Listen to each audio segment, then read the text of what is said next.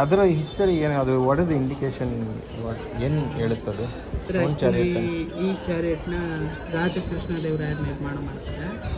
ಏನು ಉದ್ದೇಶ ಅಂದರೆ, ರಾಜಕೃಷ್ಣ ದೇವರಾಯರು 1513ರಲ್ಲಿ ಒರಿಸ್ಸಾದ ರಾಜನಾಗಿರ್ತಕ್ಕಂಥ ಪ್ರತಾಪ ಗಜಪತಿ ಮೇಲೆ ಯುದ್ಧಕ್ಕೆ ಹೋಗ್ತಾರೆ.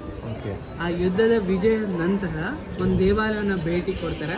ಅದೇ ಒರಿಸ್ಸಾದ ಫೇಮಸ್ ಆಗಿರ್ತಕ್ಕಂಥ ಕೋನಾರ್ಕ ಸೂರ್ಯನಾಥ ಟೆಂಪಲ್.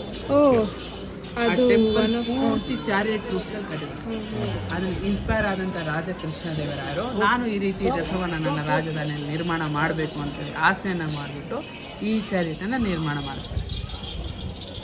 ಆ್ಯಕ್ಚುಲಿ ನಾವು ಚಾರಿಯಟನ್ನು ಆ ಕಾರಣ ಅದನ್ನು ಆ್ಯಕ್ಚುಲಿ ಇನ್ನೊಂದು ಉದ್ದೇಶಕ್ಕೂ ಆ ರಥವನ್ನು ಮಾಡಿದ್ವಿ. ಯಾವುದೇ ನಾವು ವಿಷ್ಣುವಿನ ದೇವಸ್ಥಾನದ ಮುಂಭಾಗದಲ್ಲಿ ನಾವು ನೋಡಿದಾಗ ವಿಷ್ಣುವಿನ ರೂಪವಾಗಿರ್ತಕ್ಕಂಥ ಗರುಡ ಸ್ತಂಭಗಳಿರುತ್ತೆ. ವಾಹನಗಳು ಗರುಡ ಸ್ತಂಭ, ವಿಷ್ಣುವಿನ ವಾಹನದಲ್ಲಿ ಗರುಡ ಸ್ತಂಭದ ಬದಲಾಗಿ ಗರುಡ ರಥವನ್ನು ಮಾಡಿದ್ರು.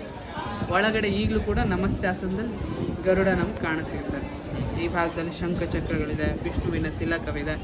ಇದೆಲ್ಲ ಈ ಚಾರಿಯಟ್ನ ವಿಶಿಷ್ಟತೆ. ಯಾವಾಗ ರೀಸೆಂಟಾಗಿ ನೋಟ್ ಬ್ಯಾನ್ ಆಗುತ್ತೆ, ದೇಶದಲ್ಲಿರ್ತಕ್ಕಂಥ ಟೂರಿಸಂ ಪ್ರವಾಸೋದ್ಯಮವನ್ನು ಅಭಿವೃದ್ಧಿ ಮಾಡಬೇಕು ಅಂಥೇಳಿ RBI ರಿಸರ್ವ್ ಬ್ಯಾಂಕ್ ಆಫ್ ಇಂಡಿಯಾದವರು ಭಾರತದಲ್ಲಿರ್ತಕ್ಕಂಥ ವಿಶ್ವ ಪಾರಂಪರಿಕ ಅತಿ ಹೆಚ್ಚು ಭೇಟಿ ಕೊಡುವಂಥ ತಾಣಗಳನ್ನು ಗುರುತು ಮಾಡ್ತಾ ಹೋದಾಗ ದಕ್ಷಿಣ ಭಾರತದಲ್ಲಿರ್ತಕ್ಕಂಥ ಹಂಪೆನೂ ಒಂದು ಕಾಣ್ತು.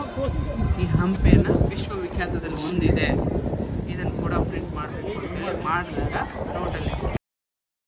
अब तुम लोग गलती से अगर नए हो तो सब्सक्राइब करो, वो जो लाल वाला बटन है उस पे अपने जीजा जी फेंक के मारो या फूफा जी, मुझे नहीं पता, बस क्लिक हो जाना चाहिए। अब मैं भी जा रहा हूं, मुझे मुठिया पेलने जाना है।